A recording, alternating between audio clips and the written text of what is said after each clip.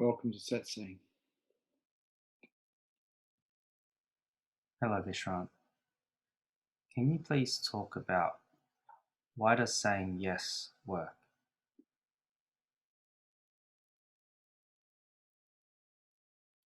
Well, we'd have to have a look at the opposite to saying yes, which is no.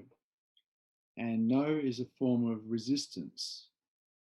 And if we're able to have a look at our minds clearly enough, we can see that all forms of resistance create a level of dissatisfaction or a level of suffering. And so in learning to have a yes to life and acceptance of life as it is, we start to eliminate suffering. We start to eliminate the possibility of unconsciousness, because in yes, we can stay clear. We can have clarity. In no, when we go into resistance, usually there's a story with that resistance, possibly victim orientated. And in the story or the drama, we're actually going into lower consciousness because we're dreaming. In yes, there's no real dream. It's just okay. What is what is. And so our consciousness levels can actually rise in a yes, whereas they don't tend to rise in a no or in resistance because of the dream element that's attached to it. And so it comes back to, in a lot of ways, how conscious do you want to be?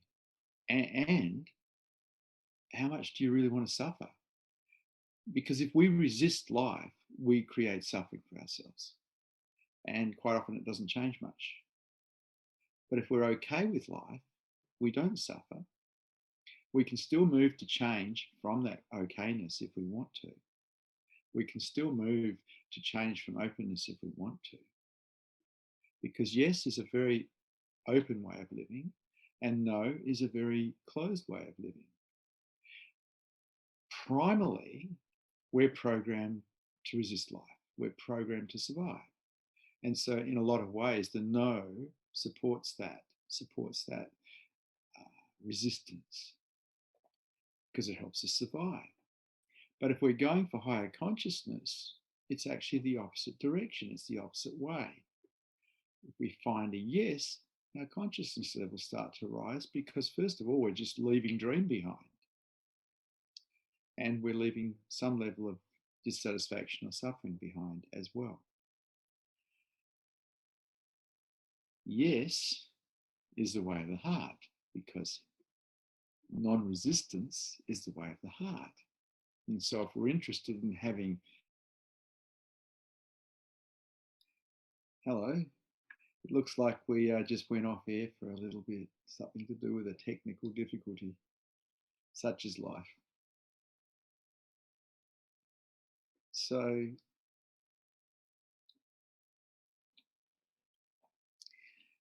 yeah, I could have gone into resistance then because we lost power or we lost something, we lost our activity on the internet. But what's the point? Why not just accept that this is what is and leave it at that? Why go into resistance? Why create stress? Why create suffering? There's no need. It's actually okay as it is. Everything's okay.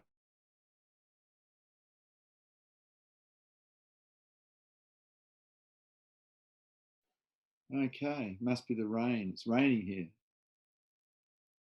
So, as I was saying, we can resist life. We can go, oh, that shouldn't be happening, and go into internal resistance. Or we can accept life as it is and be okay and not suffer. Because negative things do happen. It's just the world we live in. It's the way it is. And we can either resist those things or we can accept those things. People think if we accept, we don't move to change, we don't move to alter things, but it's not true. From a place of non-resistance, from a place of openness, we can change everything. We can just do it from a cool place that is switched on.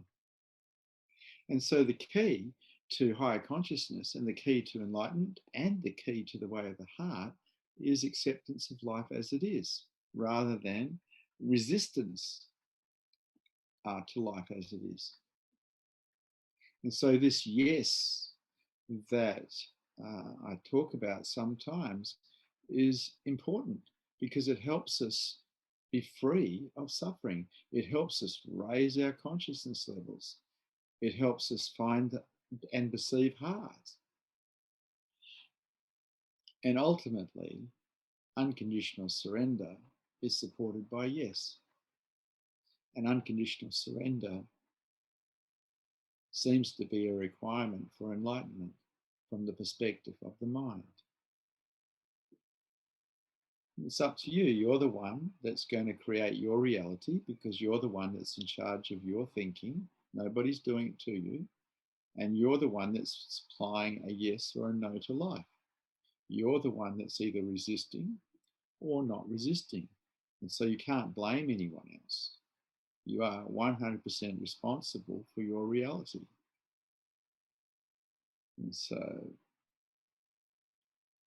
life is the way it is. Sometimes things work out the way we want, and sometimes they don't.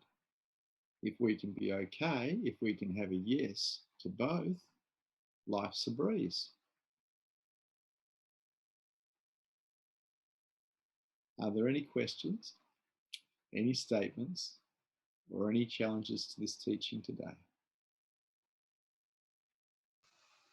The first question: how will saying yes help me in the process of awakening? Did you think up that question, Tosh? No, but one of our helpers did. Uh-huh. In a way, I think I've already explained it in what I was stating in the earlier talk. So you can't really, awareness is attracted to itself. When self-inquiry happens, awareness attracts to itself and there's a lock on. But when the mind goes into a no, when it goes into a contraction, especially in the early days of self-inquiry, well, awareness is likely to leave itself and go back to the mind because there's a no happening. Resistance is like a no. And whereas if there's a yes, if the mind's in a state of yes, it just stays on itself. It's quite sweet. Knowing self as beingness or everything or nothing, whichever way you want to put it. Then you come back with a contraction of the mind in the early days, and awareness is likely to leave itself, go back to the mind. And so, yes supports enlightenment. As a matter of fact, it's the only thing that supports enlightenment. And yes shows up as acceptance of life, as it is, in this moment.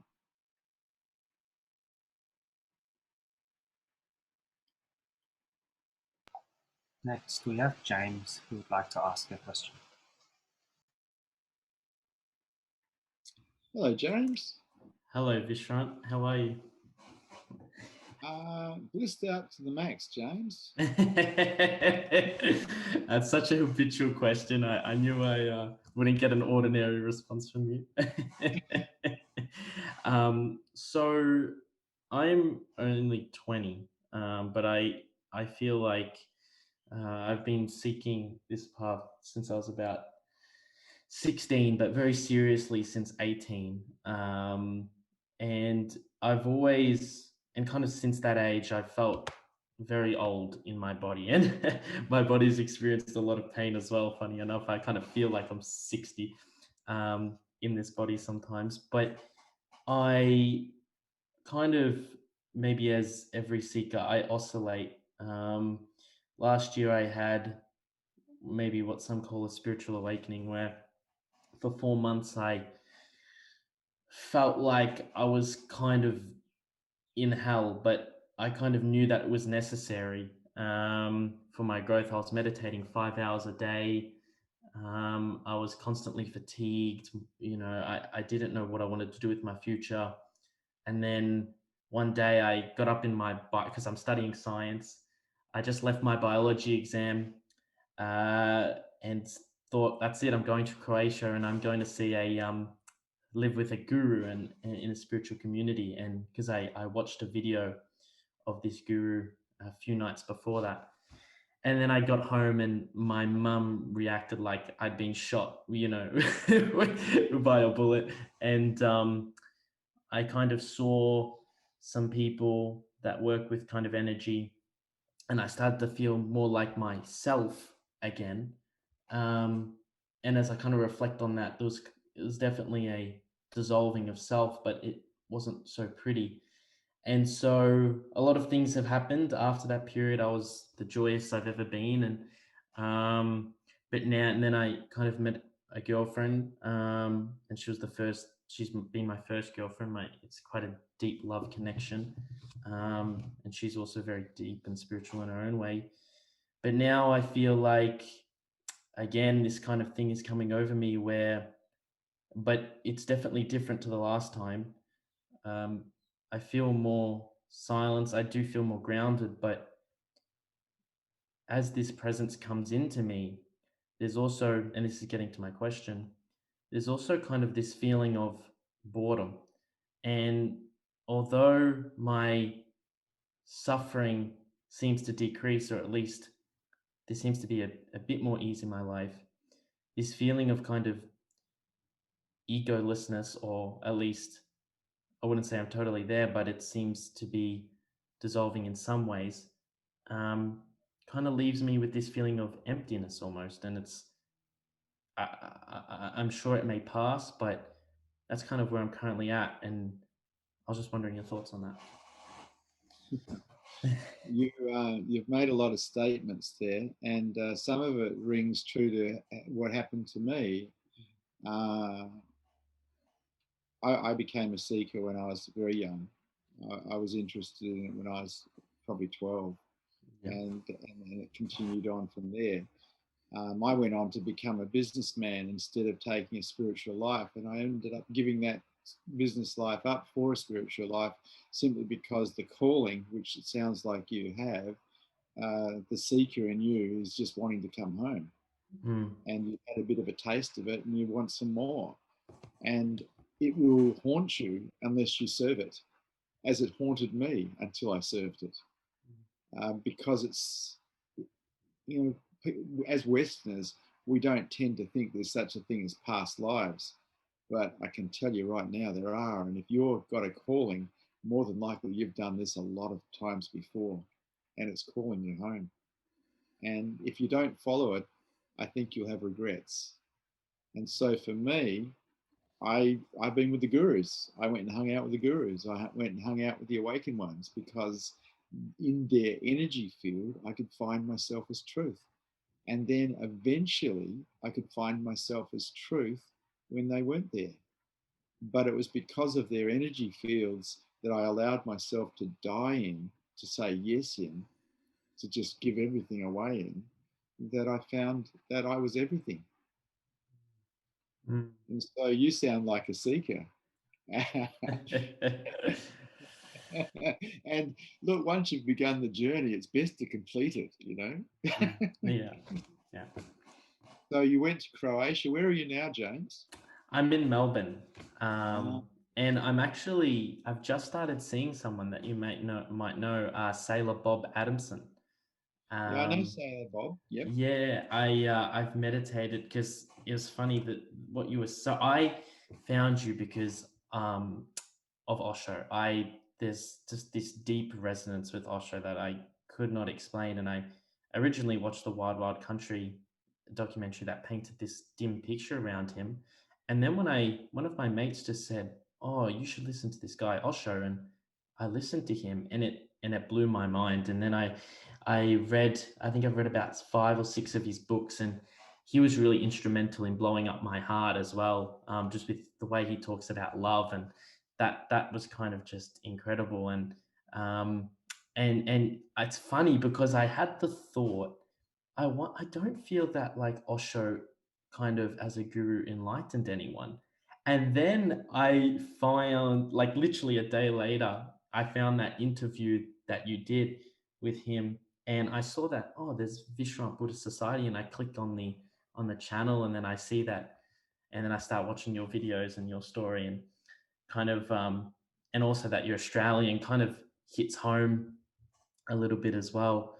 But yeah, so I'm in Melbourne. I didn't actually end up going to Croatia because I didn't end up going to Croatia. I wanted to, but I'm still studying. I'm studying neuroscience actually, and there's this bit of conflict within me. I've had it before where it's like I could easily just drop it and pursue this 100%, but it's kind of like that thing where it's like, do I just accept it, and do I just accept that, and that could be a route to spirituality as well, an avenue to help people. But and then there's also the pressure of parents and stuff. You know what it's like in the West. It's so yeah, I'm in Melbourne at the moment.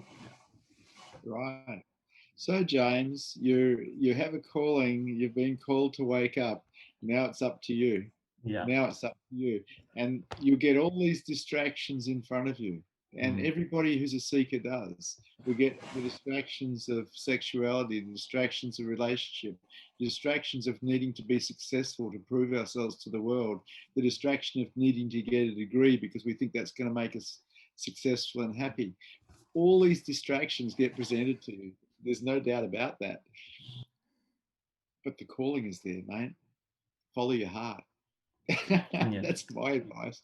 Follow your heart, because your heart actually knows which way to go. But when you're listening to your heart, it doesn't talk in words. It just knows which way to go. And so I followed my heart. That cost me my relationship because my fiance didn't want to get involved in spirituality. It cost me my businesses, which were multi-million-dollar businesses, because they were in the way. And so I gave them up as well, because I followed my heart and I found myself as truth. Thank you, Vishrant. So what sort of advice do you think I'm going to give you, James? Thank you. That was incredible. Thank you. Nice talking to you, James. If you're interested in playing a little bit more, I run satsangs about 8 or 9 a week, and they're all Zoomed. And Tosh, who's running this particular Zoom event, organises all that, and people can come onto those satsangs, which usually last about 2 hours. But they're a little bit more in depth than what happens in this worldwide webinar because they're interactive. I would love to. I'd absolutely love to. You'd need to contact Tosh. He's the guy in charge of that. Okay, I will. Thank you. Okay, James.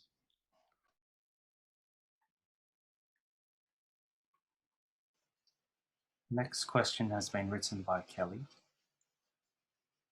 who writes, "Can I know how you feel every moment? No feeling or bliss?" Say that again, please, Tosh. I didn't hear you. Can I know how you feel every moment? No feeling or bliss? Most of the time, I'm just vast nothingness. But if I come out here into this world, still the vast nothingness, but now out here, there's bliss. It's something to do. There's something to do with being out here. Bliss. It's very beautiful bliss. And if I'm with human beings, it's more like there's a lot of love. And it's not like there's anyone doing anything, it's just love. And so inside, there's just vast nothingness. And then when I come outside, there's still the vast nothingness or everythingness, however you want to put it. But there's also the world out here. And I don't know why, but it affects my mind in a way that I experience bliss. I have no interest in bliss. It's just what happens. Sometimes the awakened state is called Sat Chit Ananda. Sat, truth, consciousness, bliss. And there's a certain truth in that. Sat Chit Ananda, truth, consciousness, bliss.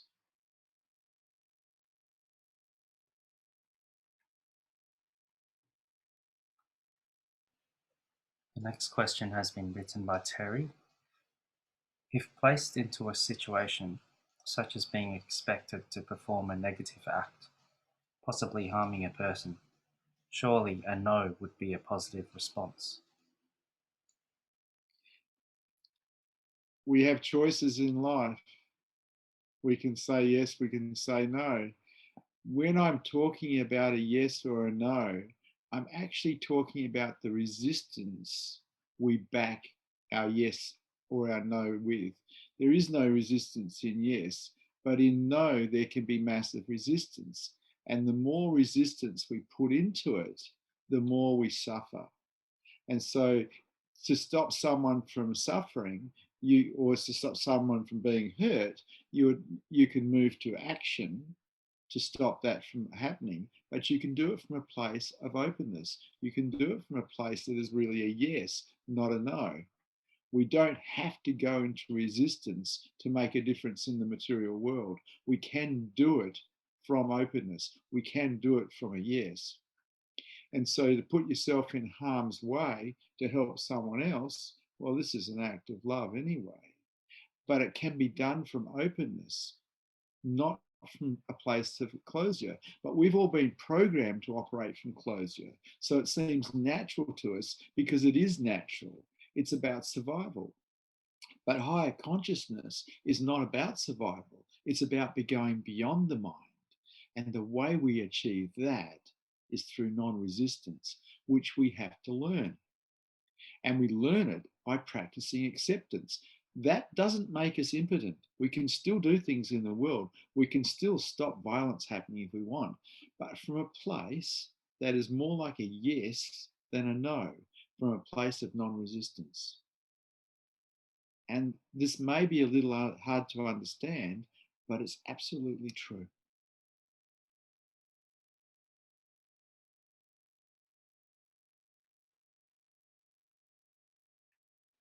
The next question has been written by 𝐬𝐿𝐴.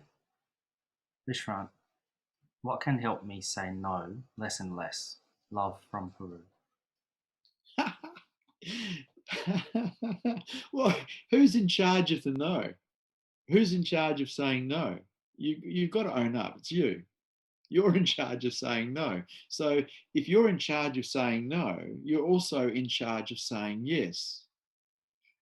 Choose yes, because it's a choice. Choose yes.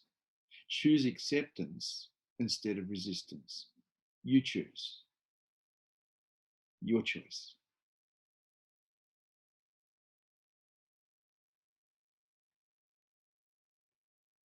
The next question is from an attendee. Sometimes when we're forced into something, there's resistance in yes. What do you suggest here? That's not the type of yes I'm talking about.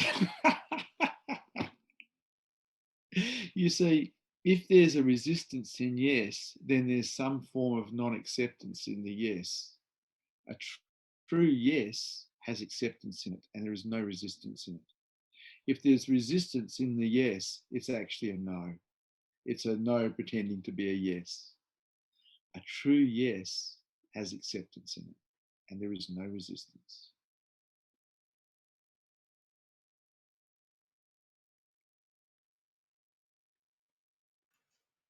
Does a person's maturity level impact their ability to have a yes to life? Yes, it does.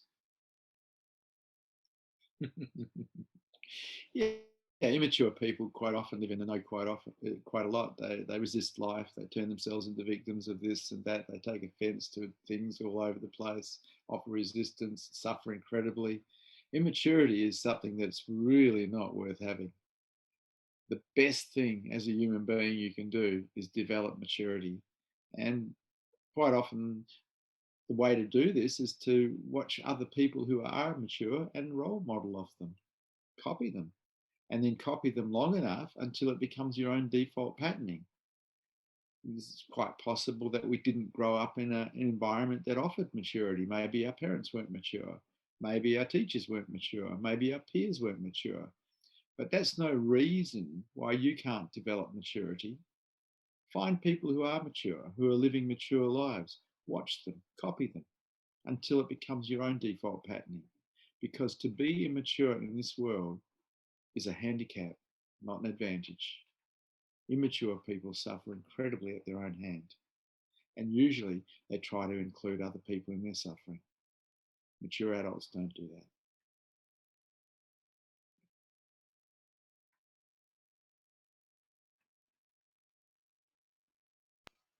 How can one tune in with you in online satsangs? Find a big yes. Tune into the energy field. There's an energy field here. Tune into it. You might find it starting to expand your mind a little bit. Maybe a bit of pressure around the crown. Maybe a little bit in the third eye. But the transmission's happening. Open up and feel it.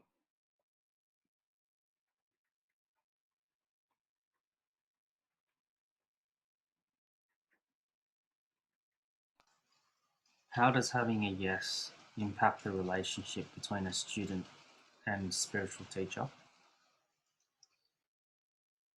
There is no other way to be with a spiritual teacher but with a yes, because the spiritual teacher is going to take you into the unknown. And when usually we meet the unknown, we develop some form of no.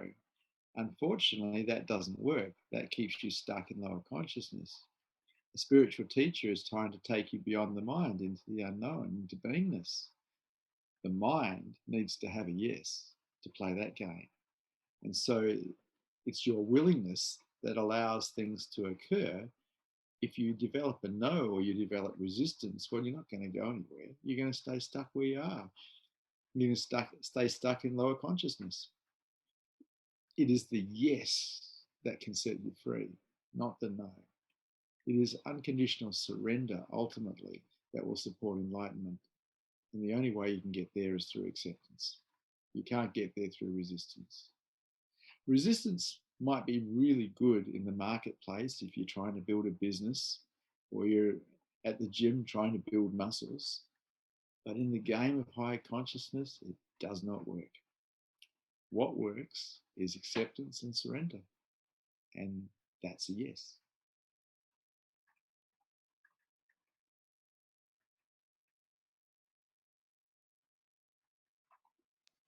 The next question has been written by Banu.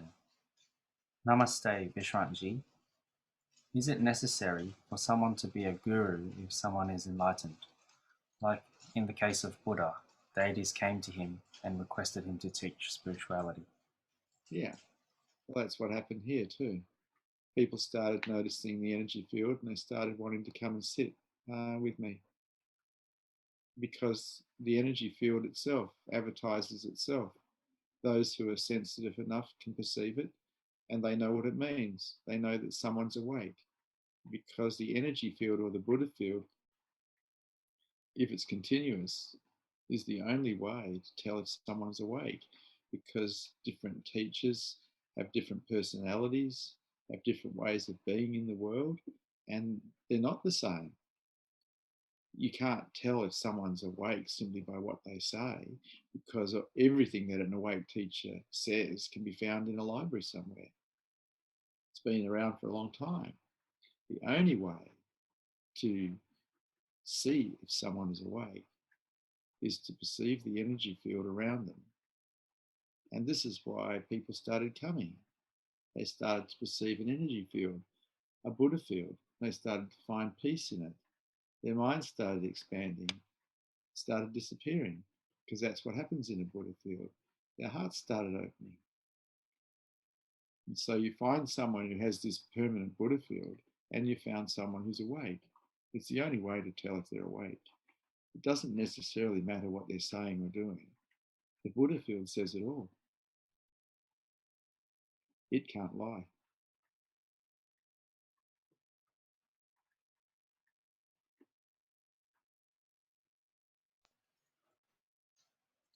What is your opinion of hanging around people who cause me to have resistance? Perfect opportunities for learning surrender. You see, I think that I learned more from my wife about surrender than I did from anything else, because my wife and I were very different people. We had different opinions about things. We didn't see eye to eye quite often, but that gave me the opportunity to practice acceptance and surrender. And so in hanging out or hanging around with someone who was actually possibly causing resistance in me, I learned to die. I learned to surrender unconditionally. And so for us in the marketplace who hold down jobs and have families, we can use every time we find ourselves in resistance, we can use that to practice acceptance and surrender, a spiritual practice that takes you home, if you want. But most people tend to practice resistance and suffer. You don't need to. Find a way to accept what is happening. Find a way to be open. Find a way to stay equanimous. Up to you. Up to you. Vishrant, your image seems to have frozen. Can you still hear me? I can hear you. The internet's a little unstable. Ah, I can see you now. Okay. The next question has been written by Govinda. Hello, Vishrant. Namaste. Why does it take so much time for enlightenment to happen? For years of practice is required. Govinda, it takes more than one lifetime. See, people seem to think that this is the only life that we have, and this is the only time that we've put effort into trying to wake up. My memory tells me that I've done this for hundreds of lifetimes. And I look at people who are awake, who have woken up easily, and I go, I know that they have done the work. Maybe not this lifetime, but previous lifetimes. We look at people who wake up at birth or wake up at a very young age, like Amma, she's done it before. It's not just this lifetime, and it does take a long time. It takes an awful long time unless you become very willing, unless you become willing to give yourself to truth instead of giving yourself to yourself. Instead of serving you, you start serving truth. And when the mind starts serving truth, awareness can stay on truth. Enlightenment can happen. But it takes a fair bit to get to that stage. It takes a fair bit of consciousness to get to a stage where you realize that resistance, every bit of resistance you offer, is you creating suffering for yourself. It takes a fair bit of work. The highway or the freeway to waking up is to hang out with someone who's awake, because they'll teach you how to surrender. They'll teach you how to accept life. I mean, they don't have much else to teach you besides having a Buddha field that you can die in, that you can dissolve in, that you can disappear in. But what they all teach the same thing. Accept, let go, open up, surrender. The very thing that goes against our survival mechanism is what is taught to take people to super consciousness. And yes, it takes time, lifetimes.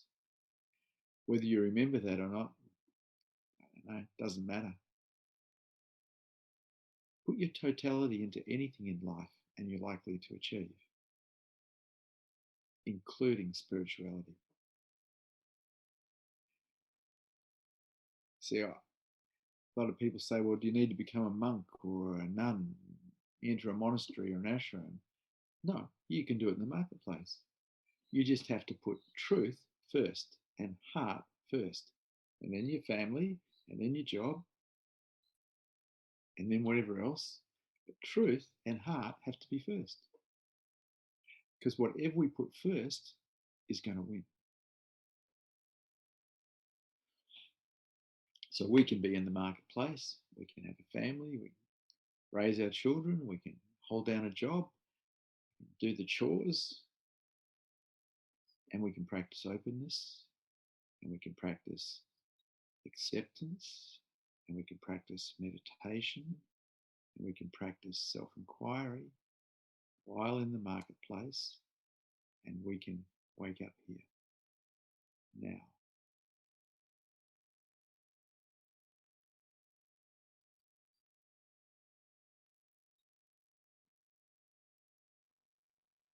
The following question has been written by a viewer.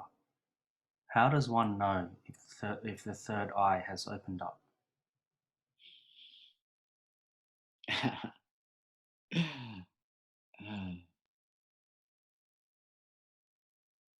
See, that's the curiosity question from the ego, which doesn't help people wake up.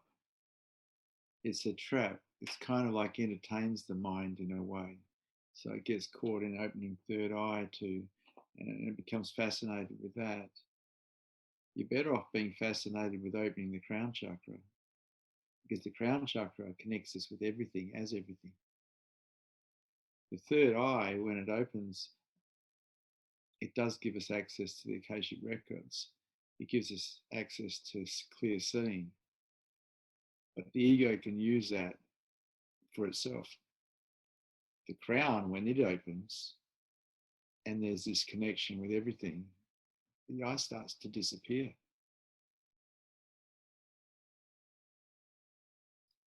Hello, back again. Looks like we've got technical difficulties here. Hello, Vishrant. Yeah, well, back again. Amazing, eh? We dropped out a lot today, haven't we? Must be the rain. Yes, I think so. The storm.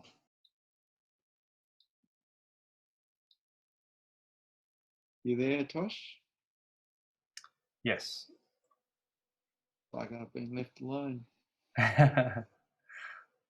Okay. So you were talking about the third eye opening and the crown opening.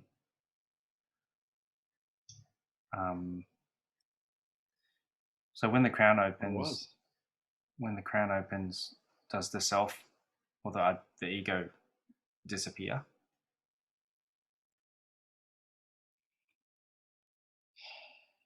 It can do, because you lose touch with the I. You find yourself as everything. So there's no I. There's no you. There's you as everything, and this is a satori. And so when you put your awareness on your crown, you can experience satori's, which not really an experience. It's just the words I have to use. It's knowing self as everything, and if that stays 24 hours a day, 7 days a week, if that stays, you're awake, because you're knowing yourself as truth. And in that, the I drops, because the I is seen for what it is, fraudulent. There's nothing real about the I. It's totally imagined. There's nothing real at all about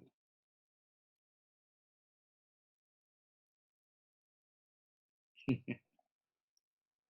The next question is from a viewer. Before we go there, it's like, here we are as beingness, pure consciousness, pure awareness. Here we are as beingness, using a spacesuit that has an onboard computer to visit this realm. But people think they're the spacesuit. They think they're the onboard computer. We're this that's purely aware, using the spacesuit. The next question. Can a Buddha or awakened being fully operate in the world and be an academic, an engineer, a builder, etc.? I really don't know. I had a fair bit of trouble operating in the world in the beginning, because I just wanted to sit still all day long and stare at space. But now, 22 years on from awakening, I'm running a Buddhist society and a wellness center with staff. And so it's possible. It is difficult though, because I don't live in my head. And so I need a lot of reminders as to what I need to be doing and when. But it's possible. It's just a different way of being in the world. Ego-based reality is really living in the head and operating from the head, the mind. And being-based reality is operating from beingness. And it's very different. It's like, if you got into my head, you'd wonder where the hell I'd gone. There's no one there. And there's no thoughts. My mind is silent. And so there's no editor. And that's very different, because there's no safety. There's no safety in beingness. the ego is constantly thinking about safety, protecting itself by editing what it says and checking out which way to go. Whereas in beingness, there, first of all, there's no fear. And so it's a very different way of living. But it's possible. I don't know if you could work as an engineer, or I just don't know.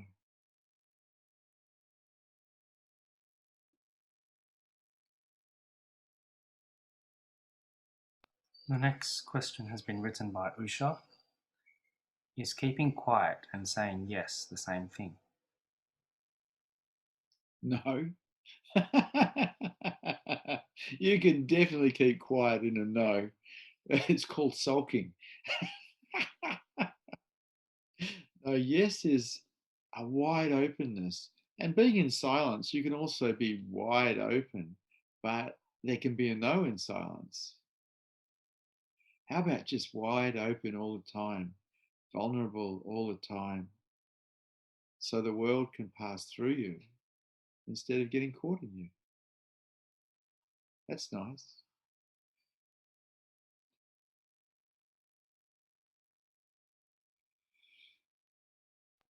The next question is from a viewer.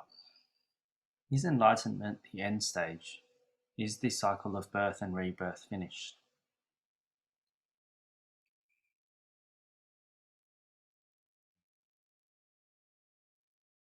I think, look, the truth is I don't know, because I'm not dead. When I die, we'll see. I don't think there's anything here to come back, but I don't know. It's like I could say I know, but I don't.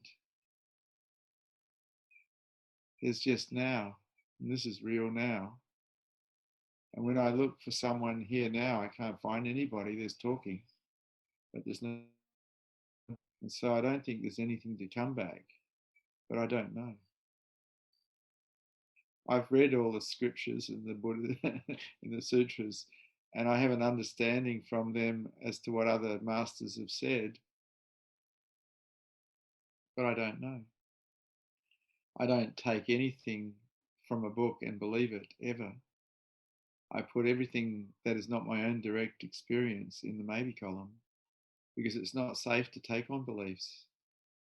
They're prisons. You're better off being a beginner always, not knowing, always. And that way the universe can flow through you. You're not stuck. Those who think they know are actually lost. They're stuck.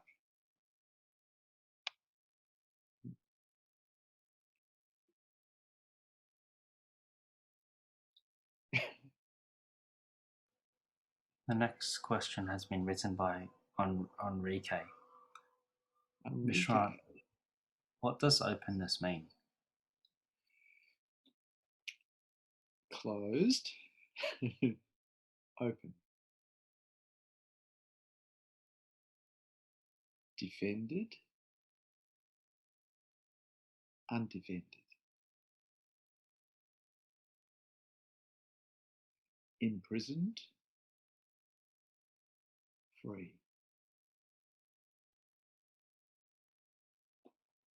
I hope that helps.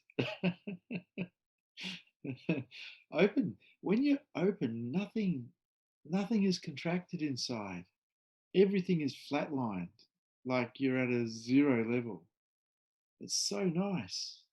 When you were a baby, you were wide open, and then you learn to close to protect yourself from all sorts of different things, and that's normal. But as adults, because we're intelligent, we can learn to open up again, and we can live open, vulnerable. And this openness and this vulnerability supports enlightenment, supports higher consciousness, supports heart, supports the beauty. Closure is very protective, and that's survival. But we're intelligent enough to go beyond that.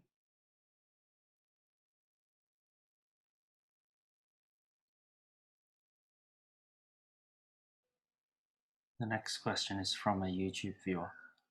Hi Vishrant, do you find any value in astrology? Yeah. Uh,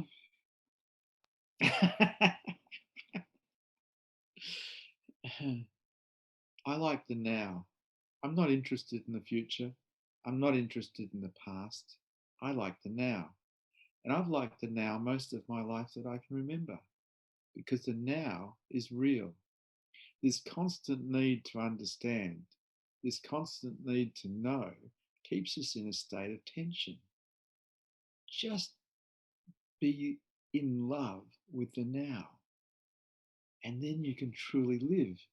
As long as we're projecting forward and remembering back, we're existing, but we're existing in a dream.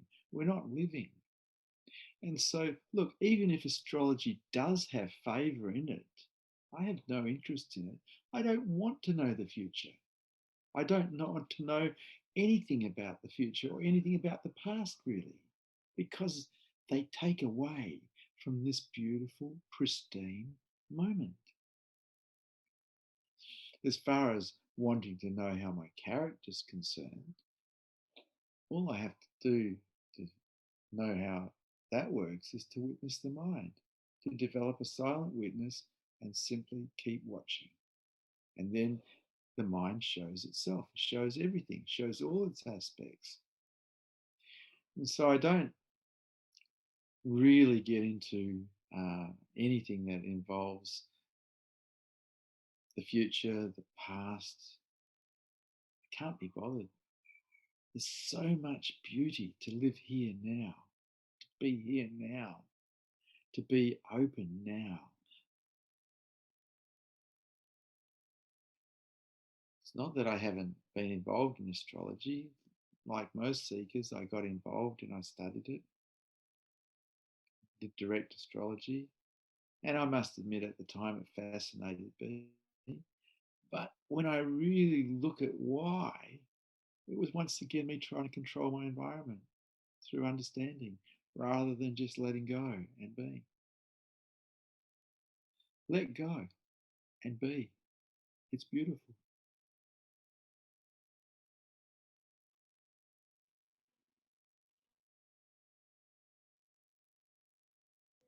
The following question has been written by James. Do different masters bear different fruits? For instance, with you, my heart is feeling very expanded. Is this because your path to enlightenment was from the heart? Look, I was with 𝐬𝐸𝐴𝐧𝐿𝐻, Bhagwan Sri Rajneesh, when I first came across him, and he was a heart teacher, and I definitely did not have heart. As a matter of fact, I consider that the first 33 years of my life were wasted because I didn't have heart. And it was in the realization that I didn't have heart, which was a result of hanging out in his scene with his sannyasins, that I decided to pursue heart, find that beauty, and live it. And so if I gave my life to heart, before I gave my life to truth, I gave my life to heart. And that meant, from my perspective, being in service. Because when we find love, we just want to help people. We just want to take care of people. That's how the mind works when it's affected by heart. And so, yeah, I'm definitely into heart because I had a heart teacher. Osho Rajneesh was a heart teacher. And it is a pathway to super consciousness, to enlightenment, because the same deal, you have to surrender, you have to put yourself aside, you have to surrender, you have to accept life. It's the same way. And I've been loving now for 34 years, and that is so nice. Love is the true jewel of consciousness, and it's the very thing that is lacking here on this planet. There's too much mind and not enough love. If there was just love, we'd have such a beautiful place here. But because there's so much mind, there's wars, there's terrorism, there's rapes, there's murders, there's theft, there's starvation, there's all of these negative things are brought about by a lack of heart. Because when we love, when we perceive love, we just want to take care of everyone and everything. This is the way of the heart.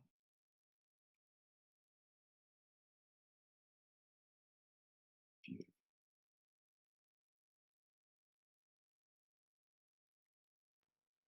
The following question is from a viewer. Why don't you identify with being an ego again? Then that way you can come back for sure and help more people be awake. Sorry, what was that, Tosh? Why don't you identify with being an ego again? Then that way you can for sure come back and help more people be awake. It's pretty hard to identify with something you're not. That would be like me identifying with my clothes. How can I say my clothes are me? They're obviously my clothes. How can I say this body is me? How can I say this mind is me? It's obviously a costume. It's obviously an outfit, a spacesuit. Looking from the perspective of beingness, how can this be me when I am everything? Not possible. Try to identify with being an I again. That would be crazy. That would be like me identifying with being my clothes, or maybe identifying with being a mouse. You see, the thing about waking up is the identity drops. It can't possibly be real anymore because it's seen for what it is, absolutely fraudulent. We are beingness. We are pure consciousness, pure awareness. That's what we are. And when that is known, when it knows itself, when awareness locks onto itself, it's not possible to be an I. It's possible to pretend to be an I, but it's not actually possible to be an I. That's over.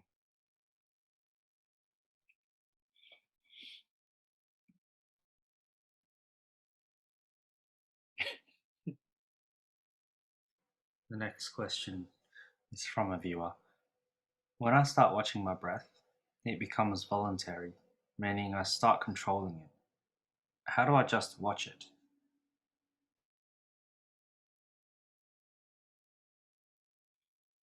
In the beginning, discipline's required. So in the beginning, when I first started watching my breath, I had to keep bringing my awareness back to the breath through discipline, because my mind would start up with its little dreams, with its little thoughts, and pull away from the breath.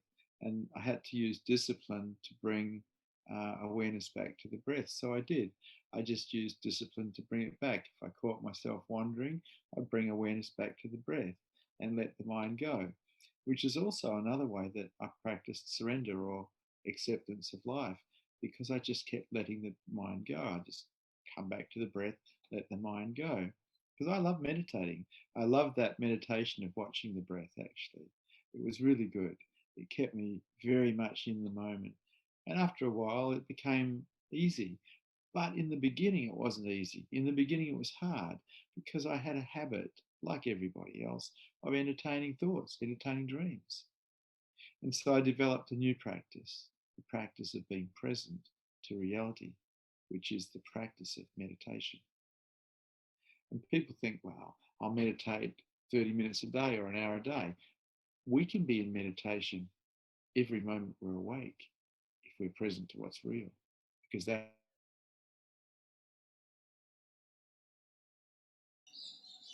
Seems like we're experiencing some technical problems again. We'll try and get Vishrant online as soon as possible.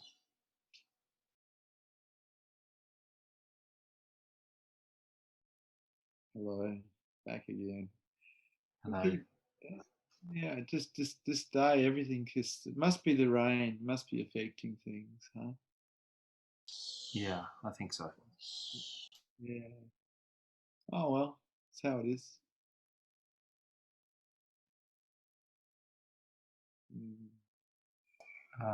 Do we have time for one more question? You, okay. This is from Banu. Does one's guru meet the individual immediately when one dies and guides the person for his or her next birth if one fails to get enlightened despite all of his practice? Can you ask that question again? I didn't quite get it. Does one's guru meet the individual immediately when one dies and guides the person for his or her next birth if one fails to get enlightened despite their practice? I don't think so, but I don't know. You talk about a guru being somewhere in space or here and guiding a person into another life. That's not my experience. My experience is I have died many times, hundreds of times. I've gone into the nothingness and then I've been reborn again. And on the way into the nothingness, it's very peaceful and very lovely. And then reborn again. And then as seed form, coming back as a fully blown human, as an adult, and doing the whole thing over again. This lifetime, I started remembering my past lives when I was very young, when I was about 12. And I was a Catholic schoolboy, so it was a bit unusual to remember past lives. I just thought I was dreaming, but I was actually remembering my last life and how I died. That was the first memory. And then I started remembering what I did in that life and how I thought in that life. And it continued. And then some years later, I started remembering lives before that. We've been here many times, but I don't know if the guru does any guiding. That hasn't been my experience. So I just don't know the answer to that question. I'd have to put it in the maybe column because I don't know. One thing I do know is if you do remember all your past lives, you don't want to come back here and do this again. Because as a human being, in a lot of ways, we're imprisoned in our minds, and the bars of the mind are made of fear. But we can get out of it. We can wake up to our true nature and be free. And that's what enlightenment is, freedom. And that is the potential of all human beings to flower and know self as truth.